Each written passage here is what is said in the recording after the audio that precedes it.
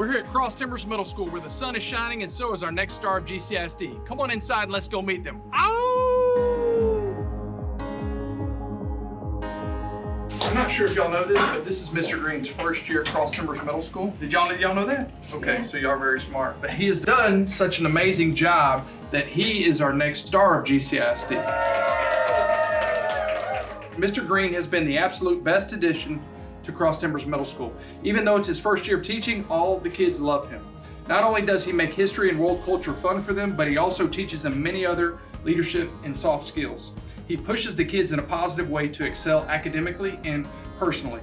Mr. Green's passion for education is evident in his engaging teaching style. Can y'all attest to that? Is he engaging and passionate? Yes.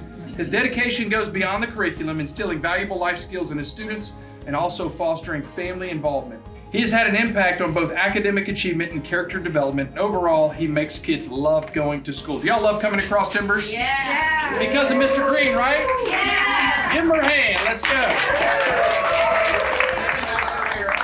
Guys Pizzeria and Beth with EECU to give you a few nice prizes.